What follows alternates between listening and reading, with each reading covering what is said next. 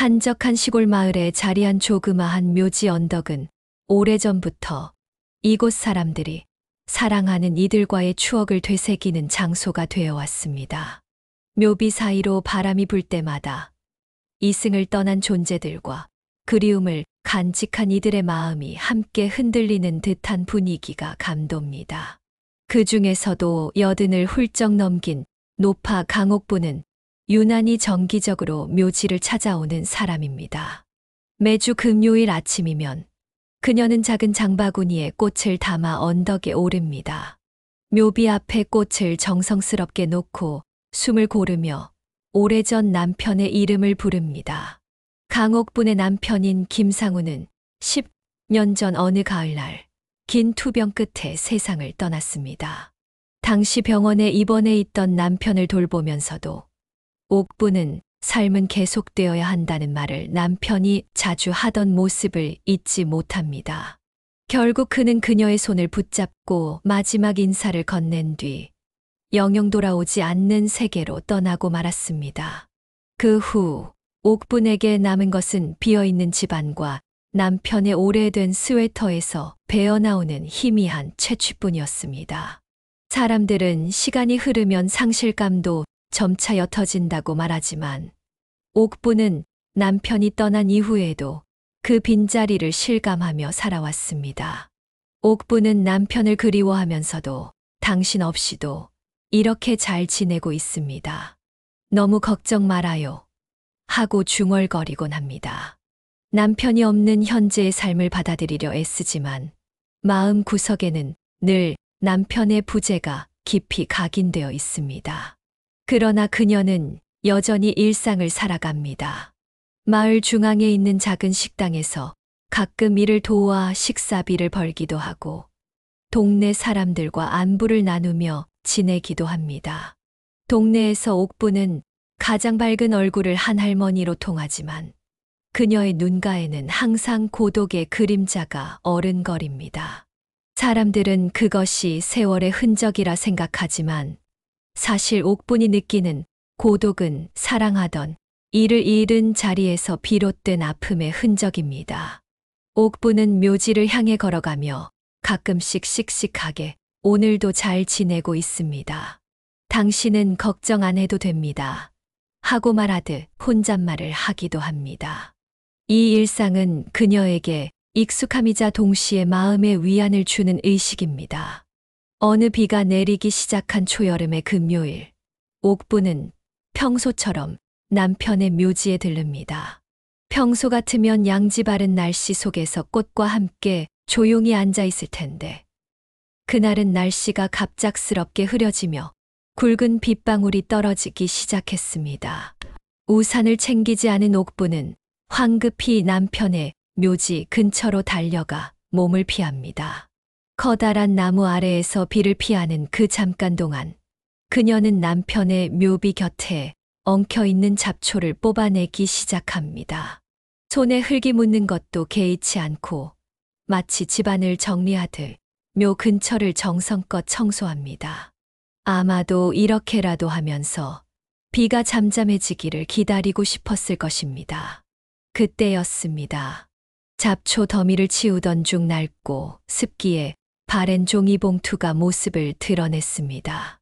봉투는 보풀이 일어난 듯한 재질이었고 빗물이 닿아 축축해져 있었습니다.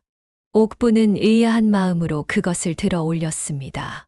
처음에는 누구의 것일까 고민했지만 혹시 남편과 관련된 것일 수도 있겠다는 생각이 스쳐 지나갑니다. 남편이 남긴 무언가가 있을 리 없다고 여겼지만 이상하게 가슴이 두근거렸습니다. 그녀는 서늘한 긴장과 미묘한 떨림을 안고 봉투를 열어봅니다. 안에는 반으로 접힌 낡은 편지 한 장이 들어 있었습니다. 글자 일부는 빗물에 번졌지만 대체로 알아볼 수 있는 정도였습니다. 낯선 필체였지만 옥부는 종이에 적힌 문장 하나를 읽고 숨이 멎을 듯한 충격을 받습니다. 내가 사랑했던 사람에게 전합니다. 이 한 줄을 보고 옥부는 순간적으로 남편의 편지라고 확신했습니다. 왜냐하면 생전 남편이 즐겨 쓰던 표현과 어딘가 비슷하다고 느꼈기 때문입니다. 혹은 옥분의 간절한 바람이 이 글을 남편과 연관 짓게 만든 것일 수도 있습니다. 순간 옥분의 마음에 강렬한 호기심이 일어났습니다. 혹시 남편이 나에게 남긴 마지막 편지가 아닌가 하는 생각이 떠올랐습니다. 남편은 세상을 떠나기 전 옥분에게 어떤 비밀도 미안함도 없는 듯 보였지만 긴 병상 생활 동안 전하지 못한 이야기가 있을 수도 있다고 여겼습니다. 마음속에서 소용돌이가 치면서도 옥분은 일단 집으로 돌아가 편지를 차분히 읽어보기로 결심했습니다. 비가 거세져 왔기에 그녀는 묘지에서 얼마 떨어지지 않은 언덕길을 따라 비를 맞으며 집으로 향합니다. 집에 돌아온 옥분은 젖은 옷을 갈아입고 허리를 가볍게 두드리며 식탁 앞에 앉았습니다. 손을 여러 번 닦은 뒤 낡은 편지를 꺼내 놓습니다. 왜 이런 편지가 갑자기 나타났을까? 정말 당신이 쓴 것일까? 두근거리는 마음을 가다듬고 조심스럽게 펼쳤습니다. 필체는 확실히 남편의 것과 달랐습니다. 하지만 문장마다 풍기는 분위기가 옥분의 마음을 뒤흔듭니다. 당신에게 내가 하지 못한 말이 있습니다. 지금이라도 용기 내어 기록하오니 부디 날 용서해 주길 바랍니다. 편지 첫 문장에서 옥분은 숨을 삼킵니다. 어딘가 익숙하면서도 낯선 표현이었습니다. 그런데 그 다음 문장을 읽던 옥분은 깊은 충격에 몸을 떨었습니다. 나는 병을 숨겼습니다. 나 혼자 해결하려 했기에 당신은 알지 못했을 것입니다. 병을 숨겼다는 말이 등장하자 옥분은 남편의 오랜 투병 생활이 떠올랐습니다. 그러나 남편은 질병을 숨기기는커녕 오히려 병원에 입원해 있을 때마다 옥분에게 상황을 모두 설명하곤 했습니다. 이 편지에서 말하는 병이 남편의 질환과 진짜로 같은 것인지 혹은 전혀 다른 의미인지는 아직 알 수 없었습니다. 그런데 이어지는 문장을 읽어 내려가던 옥분은 또 다른 충격에 사로잡힙니다. 내가 만나고 있었던 사람은 당신에게 죄가 될 수 있습니다. 하지만 당신에 대한 내 마음은 한 번도 흔들린 적이 없습니다. 만약 이 편지가 남편의 것이라면 다른 사람이란 대체 누구일까? 불륜 같은 것은 상상조차 못했던 옥분은 손이 떨리는 것을 억누르며 편지를 내려놓았습니다. 설마 남편이 그런 사람이었단 말인가? 내가 전혀 알아채지 못했단 말인가? 의심은 옥분의 마음을 집요하게 파고들었습니다. 그날 밤 옥분은 제대로 잠을 이루지 못했습니다. 만약 편지의 주인공이 남편이라면 옥분은 평생 믿었던 남편의 존재가 흔들리는 것을 감당해야 합니다. 사랑이라 믿었던 시간들이 거짓이었다면 어떡하나 하는 두려움과 그래도 남편이 그런 사람일 리 없다는 믿음 사이에서 그녀의 마음은 정신없이 흔들렸습니다. 눈을 감으면 편지의 문장들이 떠오르고 남편과의 지난 추억이 겹쳐지며 스스로를 괴롭혔습니다. 다음 날 아침 옥분은 충혈된 눈으로 일어나 얼굴을 씻고 거울 속 자신을 들여다보았습니다. 깊게 파인 주름 사이에 고단함이 짙게 배어 있었습니다. 이대로는 안 되겠습니다. 진실을 알아야겠습니다. 그녀는 마음을 다잡고 남편이 남긴 물건들을 하나하나 뒤지기 시작했습니다. 혹시 비슷한 내용의 편지나 기록이 남아있을 수도 있겠다는 생각 때문입니다. 오래된 옷장에는 남편이 자주 입던 낡은 재킷이 걸려 있었고 주머니 안에는 병원 진료, 영수증과 잡다한 메모들이 남아 있었습니다. 그 메모들을 살펴보던 옥분은 아내에게 말하지 않는다. 내가 해결해야 할 문제다라는 문장을 발견하고 가슴이 덜컥 내려앉았습니다. 아내에게 말하지 않는다니 분명 무언가를 숨기려 했다는 증거일 것입니다. 왜 나에게 털어놓지 않았을까? 내가 슬퍼할까봐 배려한 것일까? 아니면 정말로 다른 사람과 관련된 문제였던 걸까? 의문은 더욱 깊어집니다. 그녀는 눈이 시릴 정도로 오래된 기록들을 뒤지지만 확실한 해답은 찾기 어려웠습니다. 결국 옥부는 남편과 가까웠던 동네 지인들을 찾아가 보기로 결심했습니다. 남편과 함께 낚시를 다녔던 이웃집 노인, 밭일을 같이 도왔던 농부, 자주 식사를 함께 했던 친구 어르신들에게 남편이 혹시 나에게 숨기는 일이 있었는지 들어본 적 있나 하고 넌지시 물어봅니다. 하지만 대부분의 사람들은 전혀 그런 얘긴 못 들었다거나 그 양반이 속사정을 깊이 털어놓는 성격이 아니지 않았느냐는 대답만 했습니다. 다들 남편이 열정적으로 살아가는 모습만을 기억하고 있을 뿐 뒤에서 무엇을 고민했는지는 전혀 알지 못했습니다. 며칠 후 옥부는 남편이 생전에 자주 다녔던 옆 동네 의원까지 찾아갔습니다. 혹시 김상우라는 분이 여기서 진료를 받은 기록이 있나요? 하고 간호사에게 조심스레 물어보았습니다. 하지만 오랜 시간이 지나서인지 남아있는 자료가 거의 없었고 간호사는 개인정보 때문에 자세히 말씀드릴 수 없다는 말로 완곡하게 거절했습니다. 옥부는 간절한 표정으로 사정했지만 돌아오는 대답은 비슷했습니다. 남편이 혹시 무언가 다른 병을 앓고 있었고 그래서 나에게까지 숨기려 한 걸까요? 옥부는 의원을 나서며 허탈감에 휩싸였습니다. 옥부는 그것으로 포기하지 않았습니다. 남편이 병원 외에 다른 곳, 예컨대 보건소나 심리상담소 같은 데를 몰래 다녔을 수도 있다고 생각했습니다. 그녀는 동네에서 만나게 된 몇몇 어르신들에게 물었고 마침 장씨 할아버지라는 마을에서 오래 살아온 인물이 김상우가 몇 해 전부터 옆 동네 보건소에 다녔던 것 같다는 풍문이 있었다라는 말을 전해 주었습니다. 옥부는 그것이 작은 단서라도 놓칠 수 없었습니다. 곧바로 옆 동네 보건소를 찾아가 보기로 결심합니다. 드디어 옆 동네 보건소를 찾아간 날, 한적한 풍경과 낡은 건물이 눈에 들어왔습니다. 접수처에 다가간 옥부는 제 남편이 오래전에 이곳을 방문했는지 알고 싶습니다라고 문의했으나 기록이 오래되어 찾기 어렵다는 답이 돌아왔습니다. 옥부는 또 한 번 실망했지만 우연히 복도를 지나가던 중년 여성 직원이 눈에 띄었습니다. 그녀는 옥분을 유심히 보더니 다가와 작은 목소리로 혹시 김상우 씨 부인이신가요? 라고 물었습니다.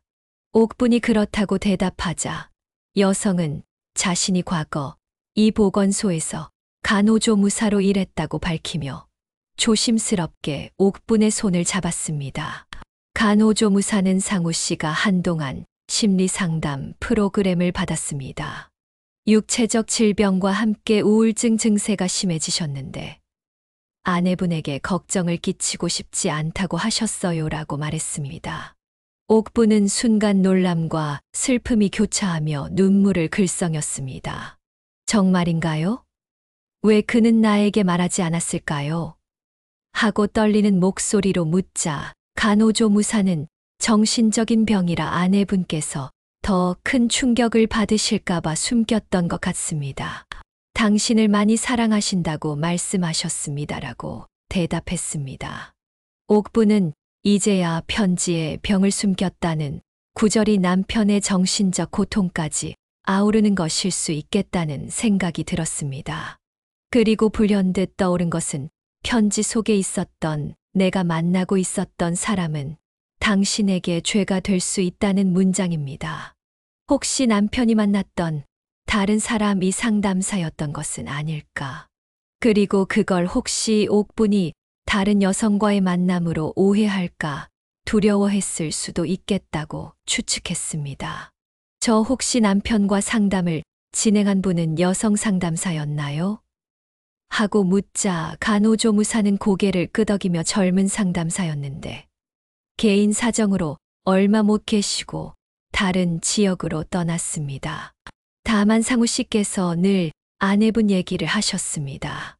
아내를 너무 사랑해서 이 병을 알리면 아내가 상처받을까 두려워하셨어요라고 밝혔습니다. 옥부는 울컥 솟아오르는 감정의 말을 잊지 못했습니다. 순간적으로 남편에 대한 배신감 대신 그가 얼마나 옥분을 아끼고 보호하고 싶어 했는지가 선명하게 그려졌습니다. 동시에 그래도 나에게 솔직히 말해줬다면 어땠을까? 내가 함께 그의 고통을 나눌 수 있었을 텐데 하는 후회와 안타까움이 일었습니다. 보건소를 나서며 옥부는 지난 며칠간 편지 때문에 겪었던 심적 혼란이 서서히 풀려가는 것을 느꼈습니다. 불륜이 아니라 상담사와의 만남이었다면 모든 문장의 의미가 달라집니다. 남편은 정신적인 병을 숨기고 혼자 해결하려 했고 상담사와 매주 만나며 우울과 고통을 나누었을 것입니다. 그러나 옥분에게까지 털어놓기엔 부담스럽고 미안했을 것입니다. 편지 속 당신에게 죄가 될 수 있는 사람이라는 표현은 혹시라도 옥분이 오해를 할까 두려웠기 때문에 쓴 것일지도 모릅니다. 며칠 후 옥분은 다시 편지를 꺼내어 한 문장 한 문장 곱씹어 읽습니다. 나는 병을 숨겼습니다. 나 혼자 해결하려 했기에 당신은 알지 못했을 것입니다. 내가 만나고 있었던 사람은 당신에게 죄가 될 수 있습니다. 하지만 당신을 향한 내 마음은 흔들린 적이 없습니다. 내가 떠난 뒤 날 용서해 주시길 바랍니다. 이 문장들이 이제는 옥분의 가슴에 다른 의미로 가라앉습니다. 남편이 끝내 용기를 내어 적어두었지만 아마도 우편으로 보내거나 직접 전해주지는 못했을 것입니다. 세상을 떠나기 전 어딘가에 남겨두었거나 혹은 무덤 근처에 묻어도 언젠가 옥분이 찾기를 바랐을 수도 있습니다. 옥분은 편지를 가만히 어루만지며 남편의 고통과 깊은 사랑을 동시에 느낍니다. 그러나 여전히 옥분의 마음 한편에는 미안함과 자책이 남아 있었습니다. 왜 나에게 말해주지 않았나요? 내가 당신을 돌볼 수 없을 거라고 생각했나요? 혹은 내가 더 상처받을까봐 겁이 났나요? 하고 되뇌며 옥부는 한없이 눈물을 떨굽니다. 남편이 없이는 살아갈 수 없을 것만 같던 시간도 이제 10년이 지났지만 정작 그가 짊어졌던 진짜 고통을 알게 된 지금 옥부는 자신이 그에게 더욱 다정해 줄 수 있었을 텐데 하는 후회가 깊이 스며듭니다.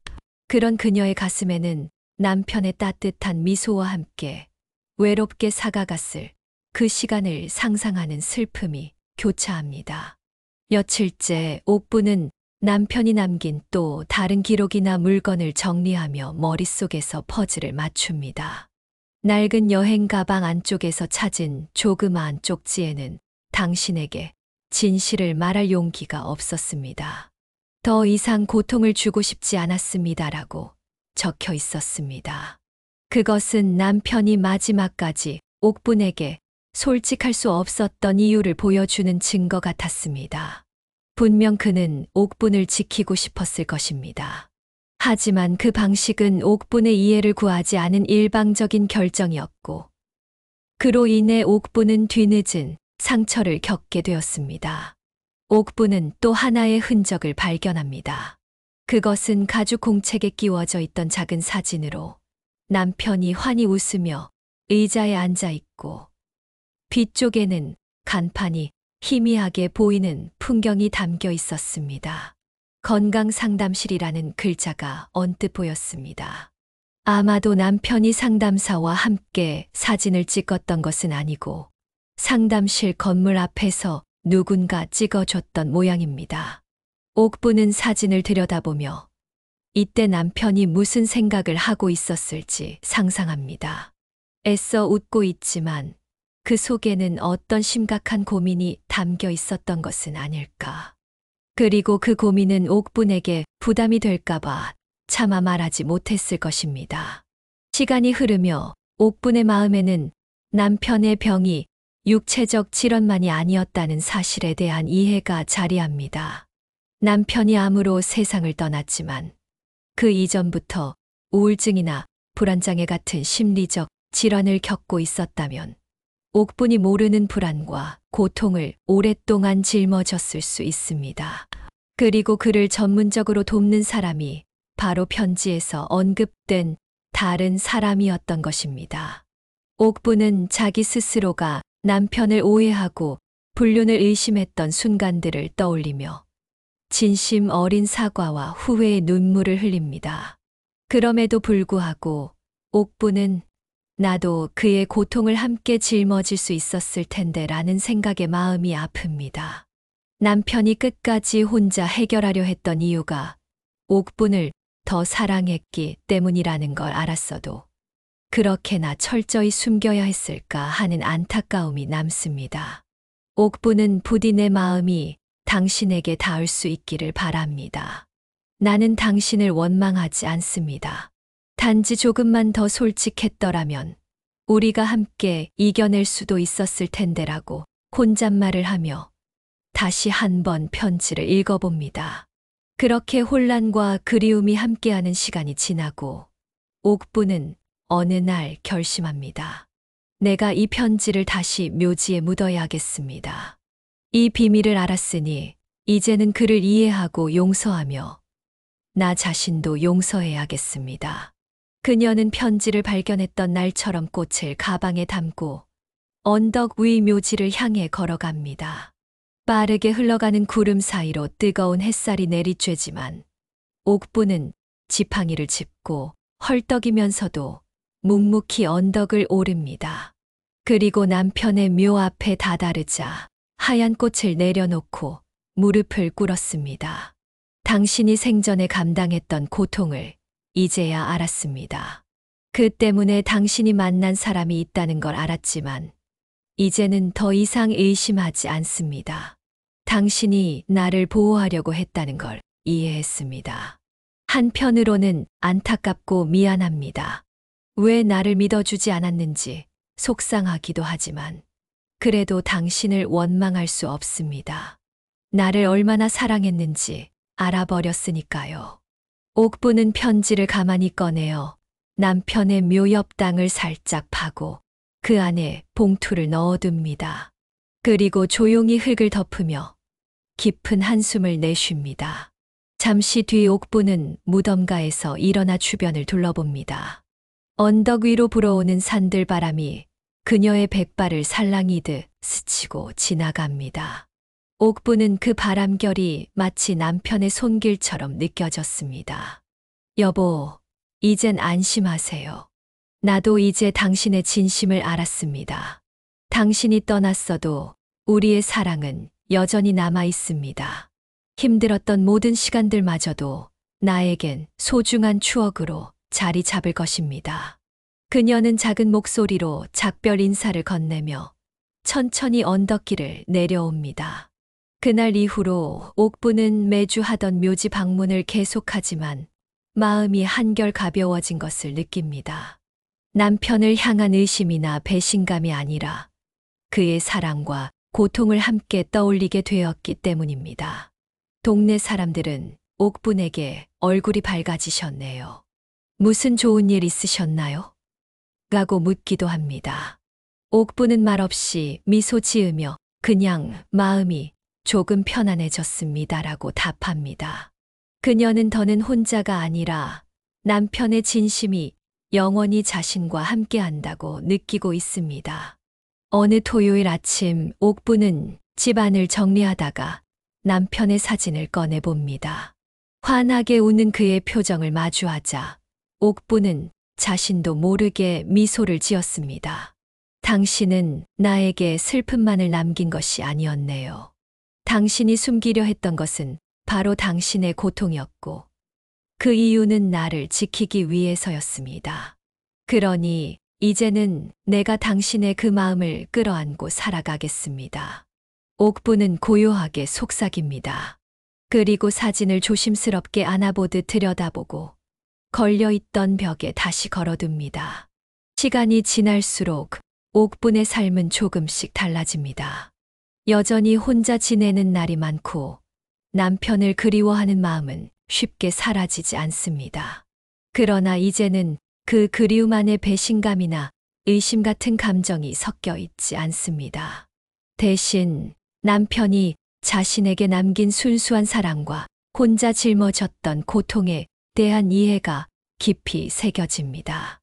옥부는 그 이해를 바탕으로 매일 아침 일어나서 작게나마 의욕을 다지고 식당이나 텃밭에서 조금씩 할 일을 찾으며 생활을 이어갑니다. 동네 사람들은 가끔씩 옥분에게 그래도 이제는 외로움을 이겨내고 잘 지내시니 다행입니다라고 말합니다. 옥분은 그럴 때면 네, 덕분에 저는 잘 지내고 있습니다. 사실은 남편이 곁에 있는 것 같아서요라고 대답합니다.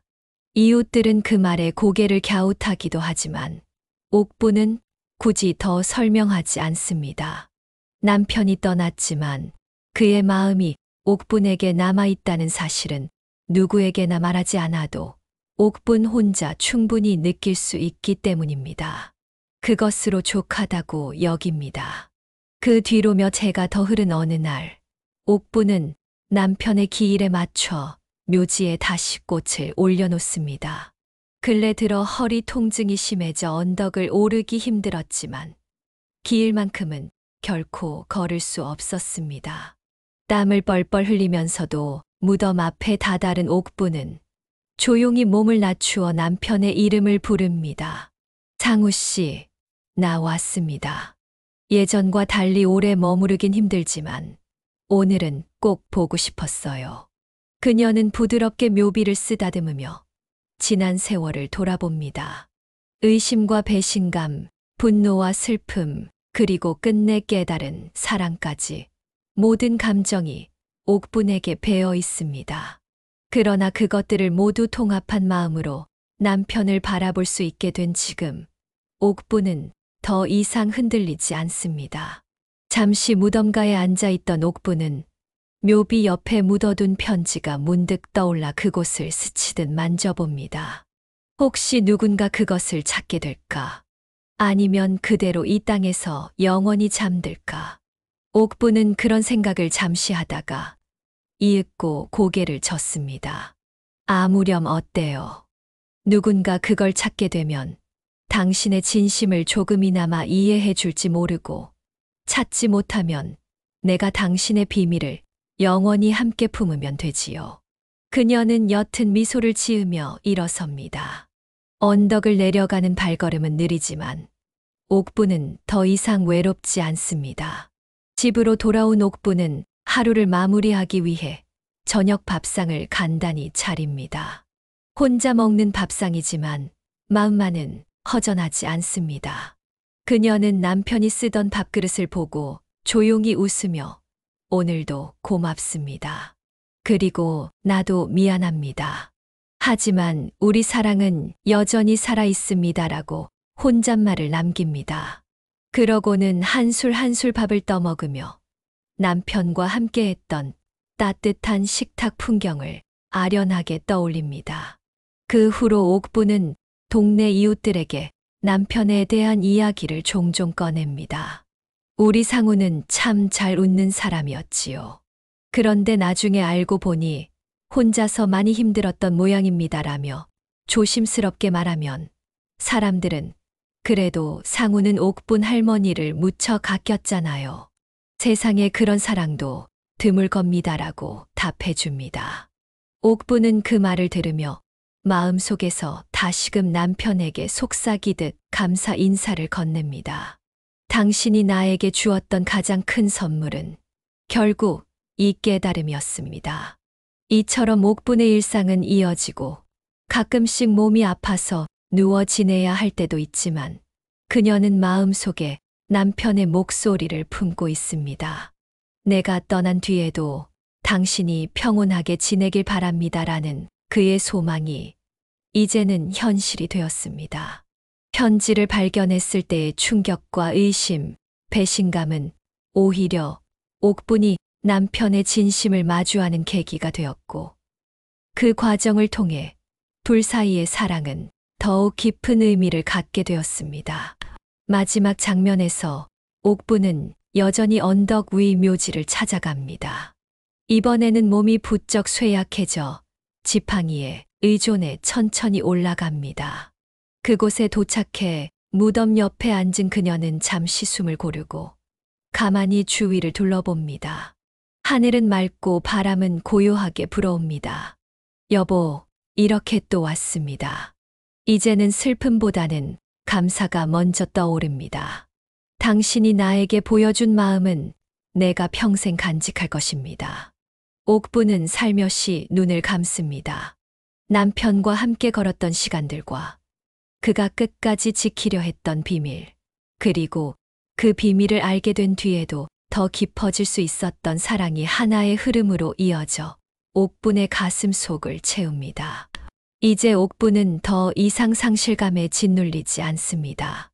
물론 남편이 곁에 없다면 외롭겠지만 그가 마지막까지 간직했던 진심은 의심할 여지 없이 옥분의 삶을 지탱해주는 든든한 버팀목이 되었습니다. 옥부는 조용히 묘지 앞에 놓아둔 편지를 떠올리며 다시 한번 작게 미소 지으며 속삭입니다.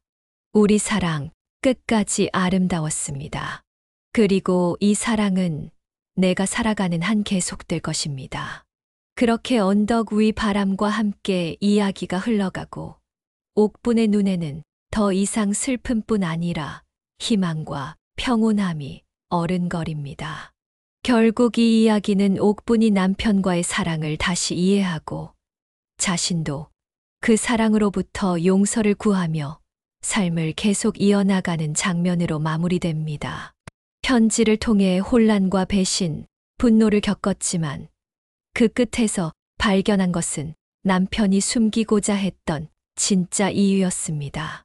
불륜이 아니라 자신에게 오히려 상처를 줄까 두려워했던 마음, 그리고 정신적 고통을 혼자 해결하려 했던 그의 어리석지만 지극한 헌신이었습니다. 그것을 깨달은 옥부는 스스로도 남편을 용서하고 남편이 남긴 마지막 메시지를 가슴에 새기며 앞으로의 시간을 살아갈 힘을 얻습니다. 이야기의 끝에서 옥부는 남편의 묘비 앞에서 우리는 여전히 이어져 있습니다라고 속삭입니다. 세상을 떠난 뒤에도 이어지는 마음이 있음을 그녀는 온몸으로 느끼고 있기 때문입니다. 그리고 그 마음이야말로 옥분이 앞으로 걸어갈 나날들을 더욱 값지고 눈부시게 만들어줄 것입니다.